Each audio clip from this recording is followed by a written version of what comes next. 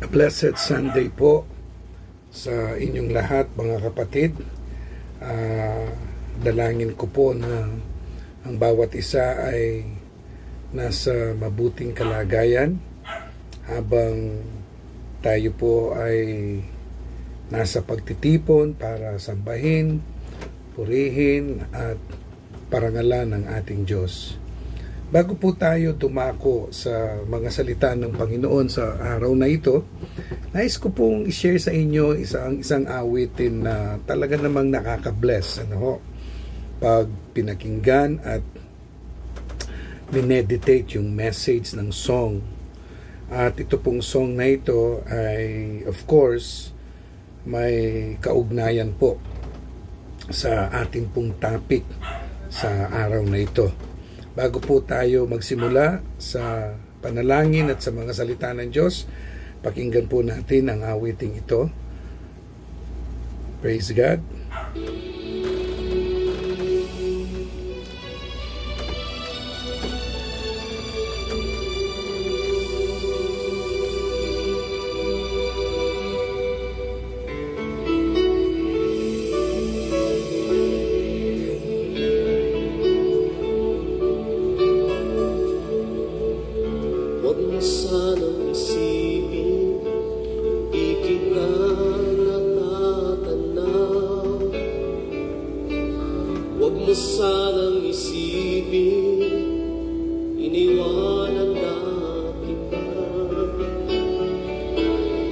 Lagi kang nakikita sa paglipas ng araw at aking nalalaman ang iyong pagkusa. Huwag mo sanang isipin, di kita naririnig ang iyong dalamhati.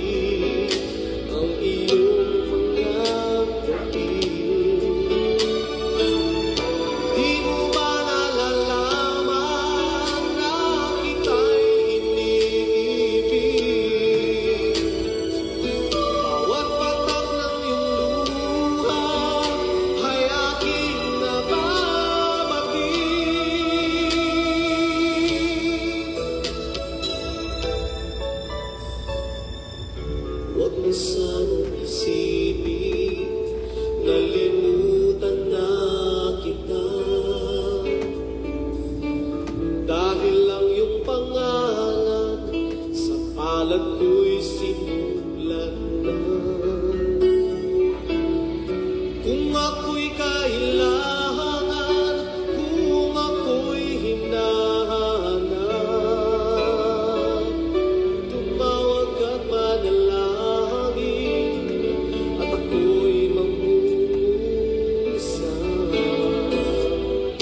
Huwag mo sanang isipin, di kita pinapansin. Huwag mong kalilimutan ang inalay ko sa'yo. Kahit ang aking buhay, Tayo po'y manalangin. Dakilang Diyos, salamat po sa inyong kabutihan. Salamat sa iyong kadakilaan. Salamat sa iyong pag-ibig sa aming lahat. Panginoon, hayaan mo po maging makapangyarihan ang iyong mga salita sa buhay at puso ng iyong mga anak sa araw na ito. Samahan niyo po kami, pagpalain niyo po kami, ipadama po ninyo ang inyong presensya sa aming kalagitnaan at mangusap po kayo sa aming mga puso. Ito po ang aming panalangin sa pangalan po ng aming Panginoong Hesus. Amen and amen.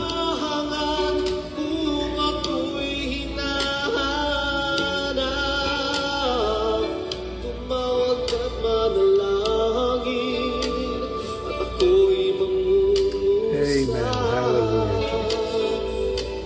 Huwag mo sanang isipin, hindi kita pinapansin.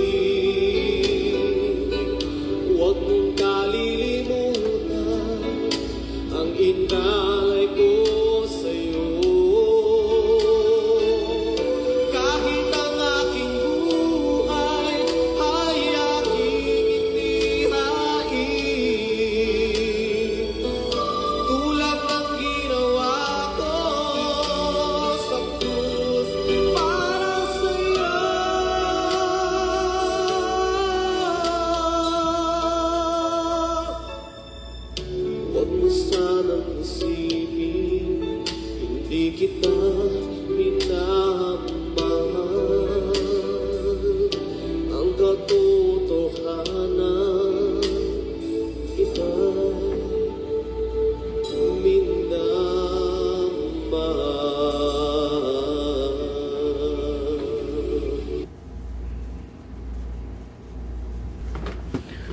Purihin po ang Diyos sa nakaka-bless na awit na yon. Tunay nga po ang Panginoon ay hindi nakakalimot sa ating lahat. Meron pong bahagi dun sa song na yon na nagsasabi ng ganito na ang ating mga pangalan ay nakaukit sa kanyang palad. Tama po yun, Nasa Bible po yun. Our names are inscribed in the palm of His hands. Kaya hindi ka pwedeng kalimutan ng Panginoon, kapatid. Kahit na ano ang iyong maaring pagdaanan sa buhay na ito, karamay mo ang Panginoon. Nandyan ang Diyos. Alam niyo po, ang mensaheng ating pong pag-uusapan ngayon, tatalakayin ngayon, ay may kaugnayan dun sa nakaraang message na aking pong binahagi, yung the undeserved pain. Sa araw pong ito, ang pag-uusapan po natin ay itong sulat ni Prophet Habakkuk. Ito po ay sinulat ni Prophet Habakkuk during the dark days of King Jehoiakim's reign. Bago yung captivity ng Israel sa Babylon. Si Prophet Habakkuk po ay sumulat ng isang message na very unusual. But it is a message of hope and encouragement for God's people. Although nung panahon pong isulat ito ni Haring Habakkuk, napakaraming pagdududa, napakaraming kalituhan o confusions dahil sa naglipa na ang kasamaan. Sin runs rampant during those times. Pero yung naranasan na encounter sa Panginoon ni Prophet Habakkuk turned everything, changed everything, Yung mga pagdududa, those doubts were turned into devotion, at yung confusion into confidence. Yung aklat po ni Prophet Habakkuk begins with an interrogation. Nagsimula po siya, napakarami niyang tanong. He presented all his whys. Yung kanyang pagtatanong, yung bakit. He started it with an interrogation, pero ang maganda, it ended in intercession. Alright? Worry is transformed into worship. Fear turns into faith. Terror becomes trust. Hang-ups are resolved with hope. Anguish melts into adoration. Alright? Kung yung panimula ni Habakkuk sa kanyang sulat ay pagtatanong sa Panginoon, if he started with a question, he ended up with an exclamation. The answer to Habakkuk's why is who? His confusion, why all the conflict? Ang tanong po kasi ni Habakkuk, why a good God can allow good people to suffer and wicked people prosper? Why? Why? But the answer he received from the Lord is not, or the answer from his why is who? Naresolbahan po ito, yung ng kanyang comprehension of who is in control. Meaning, when Habakkuk encountered the Lord, his interrogation became an intercession. His question mark ends with an exclamation point. His why became who. Ibig sabihin, ang sagot na tinanggap niya sa Panginoon, ay isang pagpapaalala. Sino ba ang kumokontrol ng lahat? Who is in control of everything? Marahil ang nakikita mo ngayon ay hindi maganda, pero hindi ibig sabihin na wala ng Diyos. Marahil ang nakikita mo ngayon ay hindi parehas ng iyong iniisip at naghahanap ka ng hustisya, pero hindi ibig sabihin ang kapangyarihan ng Diyos ay nawawala. Kaya sa bandang huli po, napagtanto ni Prophet Habakkuk at nagsalita po siya ng ganito, the just will live by faith. Yung mga anak ng Diyos na nagtitiwala sa Kanya, kahit ano ang maranasan nila sa buhay na ito, mga kapatid, no? Sila ay mabubuhay sa pananampalataya, at dahil sa pananampalatayang yan, kahit ano ang pagdaanan, ang harapin nila sa buhay na ito, ay mapapagtagumpayan po nila. We may not understand everything, but that does not mean that God is not in control anymore. Hindi mo naiintindihan kasi tao ka. And when you can explain everything, even the mind of God, meaning to say, Diyos ka na rin. So yan po ang nangyari kay Habakkuk. In fact, when you read the book of Habakkuk, you will be reminded of two personalities in the Bible. Ako po, when I read it, I was reminded of Abraham and his wife Sarah. No? Kung ano ang nangyari sa kanilang pananampalataya sa Panginoon. But before we go on and proceed with the message, let me read to you these verses from Habakkuk chapter 2, verses 2 to 3. Alright? Verses 2 to 3. And then, tayo po ay magpapatuloy sa mensahe ito na ang sabi ko nga po sa inyo ay kamag-anak, no? Kamag-anak po nito o kadugtong nito yung previous message that I shared entitled The Undeserved Pain. Ang sabi po dito sa Habakkuk chapter 2 verse 2, then the Lord replied, write down the revelation and make it plain on tablets. Ito na yung time na sinasagot na ng Panginoon si Habakkuk sa kanyang mga tanong. So that a herald may run with it. For the revelation awaits an appointed time. It speaks of the end and will not prove false. Though it linger, wait for it. It will certainly come and will not delay.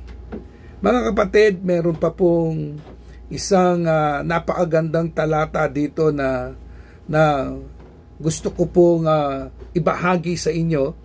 At ito na yung portion na sinasabi ko po sa inyo na yung confusion naging confidence. No? Kasi nagkaroon na siya ng encouragement. No? Because of his realization of the truth that God is still in absolute control despite the things that he witnessed na hindi maganda para sa kanya. May tanong siya no? Bakit yung mga magsasama pinagpapala, no? At bakit hinahayaan ng Diyos na maparusahan yung mga matutuwid sa kamay ng mga masasama? Pero dito, no, when he encountered the presence of God and when he received words from the Lord, no, meron na siyang sinulat na encouragement. Dito po sa chapter 3 verse 17. Napakaganda po nito. Kung maaari, basahin ninyo sa inyong mga Bibles. Ang sabi po dito ni Prophet Habakkuk, though the fig tree does not bud, and there are no grapes on the vine, though the olive crop fails, and the fields produce no food, though there are no sheep in the pen, and no cattle in the stalls, yet I will rejoice in the Lord. I will be joyful in God, my Savior. The sovereign Lord is my strength. He makes my feet like the feet of a deer. He enables me to tread on the heights. Amen. Praise God. In other words, parang sinasabi po dito ni Habakuk na kahit hindi mangyari yung hinihintay niyang maganda, no? Kahit yung masama ay patuloy na magtagumpay, no? Nandun pa rin yung pagtitiwala niya sa Diyos. Hindi magbabago ang paniniwala niya sa Diyos na ang Diyos ay mabuti, ang Diyos ay makapangyarihan at kayang-kayang gumawa ng makapangyarihang bagay ng Panginoon sa kabila ng mga bagay na nangyayaring hindi maganda sa kanyang kapaligiran. Just like what I've said, my friends, I was reminded of Abraham and Sarah when I read this book. How they faltered, no, in the faith. Alam niyo po, si Abraham, no, and Sarah ay natest din ang kanilang pagtitiwala sa Panginoon, no? Nasubok din kung gaano katatag, kung gaano katibay ang kanilang pagtitiwala sa Panginoon. Parang tayo po, no? Yung mga pinagdadaanan natin sa buhay ngayon, yan ay nagpapatunay na sinusubok ng mga bagay na yan kung hanggang saan kalalim ang ating pananampalataya sa Diyos. And I pray, kahit anong mangyari, kagaya na po ni Habakuk, we will come up to a realization to ourselves in our life that whatever happens, God is still in absolute control. At sana doon natin ilagay ang ating pagtitiwala. Alam niyo po, when Sarah and Abraham were tested in the faith, they faltered, no? Parang yung kanilang pananampalataya ay na-shaken. Right? Si Sarah po, nung marinig niya yung message ng Panginoon sa anghel, siya po'y tumawa and her laugh was sarcastic, no? Kaya nirebuke po siya ng Panginoon. And Abraham, no po, na-shaken din yung pananampalataya ni Abraham. Kasi when the waiting was taking too long, no po, parang ang ginawa ni Abraham, he took matters into his own hands. He impregnated Hagar. Pero ang sabi ng Panginoon sa kanya, hindi yan ang aking paraan. Ismael is not the promised covenant. Nagkamali po din si Abraham, nainip siya, no? Parang nawalan siya ng patience to wait upon the Lord. Ganyan po tayo, no? Kapag meron po tayong hinihintay, meron tayong inaasahan, meron tayong matinding hinihingi sa Panginoon, sometimes time is an acid test to us. At kung minsan, diyan nasasubok yung pananampalataya. Ang sabi po ng Biblia, patience produce character. Yung kakayahang maghintay sa panahon ng Diyos, nakakapag-develop po yan ng character sa ating pananampalataya. Na po? At nakita rin po natin or makikita rin po natin how Abraham and Sarah, na po, went back to their faith. Na po? Went back to their faith. But in connection to the book of Habakkuk, no po, makikita po natin, even in the darkest moment of life, God's word will continue. God's word will remain steadfast. God's word will remain true. Alam niyo po, ang nangyari po kasi ganito, no? Hindi maintindihan ni Habakuk bakit ganito ang nangyayari. And he began to raise his question to the Lord. Ang outstanding question niya sa Panginoon, bakit yung masasama ang magiging instrumento para parusahan yung mga anak ng Diyos. Na po. Pero hindi po namalayan ni Habakkuk that long time before, ang Panginoon meron na siyang declaration of judgment sa Babylon, no? At sa Israel.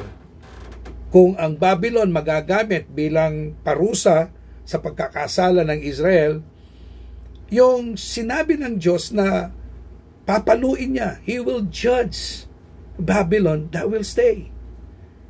At yung nararanasan ng Israel does not mean pinabayaan sila ng Diyos. Yung kahirapang naranasan ng Israel, that does not mean na iniwan sila ng Panginoon at pinabayaan sila sa kamay ng kaaway. Naranasan po ng Israel yon, and that has nothing to do with God. It has something to do with their rebellion. Yung paghihirap po nila ay consequence na dapat nilang talagang harapin yon. Pero yung sinabi ng Panginoon sa kanila, no? Yung message ng Diyos that He will judge Babylon, mangyayari po yon. No? Parang sa buhay po ni Abraham. 25 long years. That's not an easy way to wait. Sino po sa inyo ang nagpray, may hiningi sa Diyos at naghintay ng 25 years? On the part of Abraham, that was not easy. Hindi ho magaan yun. Struggle po yun. Kung minsan, magko-conclude ka na sa iyong sarili na, wala na to. Hindi na mangyayari to. Pero nagkamali po si Abraham eh. Yung salita ng Diyos na natiling totoo at makapangyarihan. After 25 long years, nangyari po yung sinabi ng Panginoon kay Abraham. Ganon din sa mga iba pang personalidad sa Biblia. Si Moses, no? He'd waited, no? Siya po'y naghintay for the promised land. Napakatagal nun. They wandered for 40 years sa ilang, no? Ganon din po sa atin, no? We may be in a situation right now that we are waiting for God's power, for God's move, no, to happen. We are waiting for God to act, no, on our situation. Kapatid, hindi ibig sabihin na hindi nangyayari yung inaasahan mo ay pinabayaan ka na ng Diyos. Iniwan ka na ng Diyos. Hindi ho, nandyan pa rin ang Diyos. Magpatuloy lang tayong magtiwala. At kahit na anong mangyari, yung salita ng Panginoon mananatiling totoo. Sabi nga po ng salita ng Diyos, everything will fall. Sabi po, the flowers will wither, pero yung salita ng Diyos ay mananatili. Maguguho ang mundong ito, pero yung salita ng Diyos ay mananatiling buhay at makapangyarihan sa ating mga buhay. And another lesson that we can see here, no, in connecting the experience of Abraham and his wife to this book of Habakkuk or to this letter of Habakkuk ay yung even when we faltered, God's word never changed. Kanina, ang sabi ko po, even in the darkest moment of life, God's word will remain true. Hindi ho magbabago yan, hindi mawawalan ng kapangyarihan yan sa ating buhay. At maging sa panahon na magfa-falter ang ating pananampalataya, no? Ang salita ng Diyos ay hindi magbabago. Alright? Kagaya po nitong nangyayari po kay Habakkuk. Definitely, sa puso po ni Habakkuk, sa isip po ni Habakkuk, dumating ang pagdududa. Na po, dumating yung nag-complain siya. No? At dun sa kanyang pagko-complain, it was as if he was questioning the character of God. No? Abraham might thought of the same thinking. No? Nagduda siya, kagaya po ni Habakkuk, and probably Abraham thought also to himself, because he committed a mistake, marahil magbabago yung pangako. Pero kahit nagkaroon ng pagkakamali si Abraham, tinupad pa rin ng Diyos ang kanyang pangako kay Abraham. Kapatid, God does not move or act on the basis of our performance. Hindi ho ganun ng Diyos. No? God does not move depending on your character, no? God will move sovereignly in our life based on who He is. Kanya nga ang sabi ko po kanina sa inyo, yung question mark ni Habakkuk naging imperative. Yung why naging who. Yung sagot sa kanya ng Panginoon, yung mga nakikita mong kahirapan, tanungin kita, sabi ng Diyos, sa palagay mo, who is still in control? Who is still sits on the throne? Ako pa rin. Ako pa rin. Nandito pa rin ako. Ako pa rin ang Diyos na makapangyarihan. Kaya mga kapatid, God's sovereign word does not depend on our character. It depends and rooted on His character. Ang sabi po ni Pablo kay Timoteo, even when we are faithless, He remains faithful. Why? Why He remains faithful? Because He is the faithful one, and He cannot deny Himself. God will remain faithful to His word, no? He remained faithful to Abraham despite the mistakes. This is not to give consent to his sin. Na po? Sins committed will always have consequence in our lives, but God's word never fails. Tingnan po natin ang ating mga sarili ngayon, mga kapatid. Look at ourselves. Many times we failed, right? May vulnerability tayo. We have our human frailness. Sa kabila ng ating pagkakamali, nagbago po ba ang kabutihan ng Diyos? Nandyan pa rin siya nagpapatawad. Nandyan pa rin siya, inaalagaan tayo, pinagpapala tayo. And let me repeat what I said. This is not to give consent on sin. Yung kasalanan may konsekuensya, definitely. Pero ang Panginoon, He can never deny His nature. What is His nature?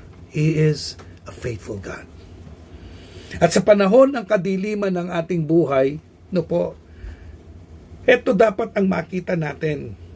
Ito dapat ang magbigay ng kalakasan sa atin upang tayo po ay magpatuloy na tumingin, magtiwala, at magdepende sa Panginoon. Balikan po natin yung awit na binahagi ko sa inyo. Ang sabi po ng awit, huwag mo sanang isipin na iniwan na kita. Huwag mo sanang isipin na pinabayaan kita. Huwag mo sanang isipin na hindi kita mahal. Ang totoo niyan, ang sabi niya, yung iyong pangalan ay inukit ko sa aking mga kamay. And that means God can never forget us. Mahal ka niya, kapatid. Magtiwala ka sa Kanya. Ang nakikita mo sa iyong kapaligiran ngayon, that will not define His love for you. Alright? Yang nakikita mo sa paligid ngayon, yan ay mga bagay na kaya mong pagtagumpayan sapagkat kasama mo ang Diyos at hindi ka iniwan ng Panginoon. Magandang araw po sa inyong lahat. Sana ito pong maikling pagbabahaging ito ng mga salita ng Diyos ay nakapagbigay po ng kalakasan sa atin, nakapagpabuhay ng ating pag-asa sa Panginoon. Mga kapatid, tandaan po ninyo, mahal po tayong lahat ng Panginoon. Amen. We will listen again to the song, and while listening to the song, let us all open our hearts to God and let us start thanking Him, praising Him for everything He is doing in our life. Amen. Hallelujah. Praise God. Purihin po natin ang Diyos sa magitan po ng awiting ito. Ito po, sa ating mga puso, sumamba tayo while listening to the song. Before I will end this recording in prayer, let's meditate upon the message of the song once again. And while listening, let us worship the Lord. Let us thank Him. Let us praise Him for His great love to all of us. Huwag mo sanang isipin, di kita natatanaw. Huwag mo sanang isipin, iniwanan na kita. Lagi kang nakikita sa paglipas ng araw. Amen. At aking nalalaman ang iyong pagdurusa. Huwag mo sanang isipin, di kita naririnig. Ang iyong dalamhati, ang iyong mga dating. Di mo ba nalalaman na kita'y iniibig? Bawat patak ng iyong luha ay aking nababati.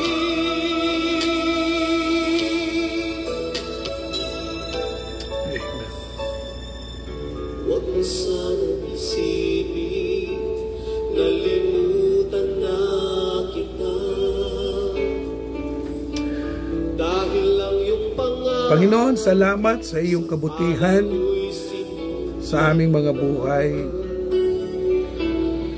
Kung ako'y It is always nice to know, Lord. kung It's ako'y always nice to realize in our life that you are still there, even in the darkest moment of life. You never leave us. Salamat po, Panginoon, sa iyong pag-ibig. Pinagpipray ko po ang lahat ng mga kapatid na nakakapakinig, nakakapanood ng mensaheng ito. Pagpalain niyo po sila. Yakapin mo po ang bawat isa sa kanila, Panginoon. Let them feel the warmth of your embrace. Let them feel your love at this moment in their life, Lord. For I believe, Lord, your embrace will sustain them. Your embrace will give them strength to overcome everything, Lord. Father, I am praying for JC right now. Lord, have mercy on this young boy. Hipuin mo po siya ng iyong mapagpalang kamay. Pagalingin mo po siya. I am praying for my brother Ulysses. Let your miracle happen, Lord, in his life. I am praying for all the brethren who are sick like Jimmy Valenzuela. I am praying for all my siblings wherever they are right now. Father, I pray let your protection, safekeeping, and blessing be upon them all.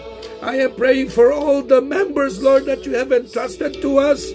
Father, in the name of Jesus, let them feel, Lord, your presence in their lives. Let them experience, Lord, your power. Just like Habakkuk, Lord, give them your message. Send to them your message. Give answer to their whys. Sagutin mo, Panginoon, yung mga bagay na hindi nila naiintindihan.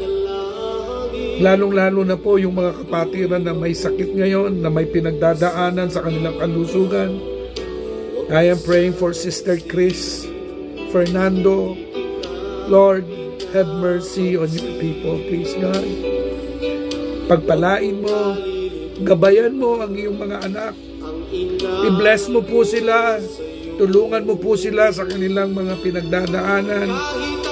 Maging makapangyarihan po kayo sa kanilang mga buhay. Maraming salamat, Lord. You are our hope. Our hope is in you, Lord. You are our God. And we depend on you, Lord. Father, we thank you for everything. This we pray in Jesus' name. Amen and amen.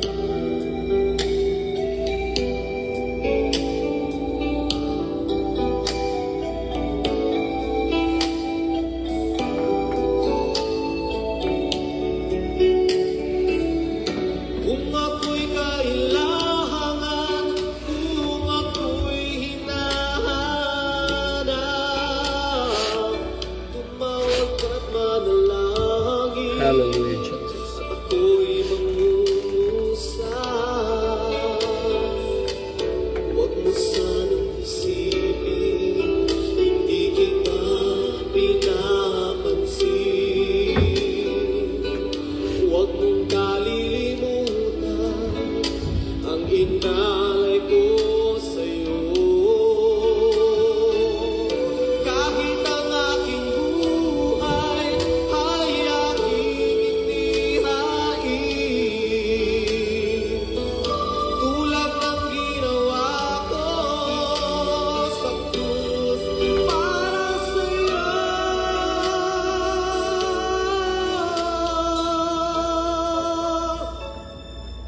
Huwag mo sanang isipin, God bless everyone. di kita May you have a blissful day today. Always remember, my friends, mahal po kayo ng Panginoon. Di po kayo pababayaan. Mahal po kayo ng Panginoon. God bless you all.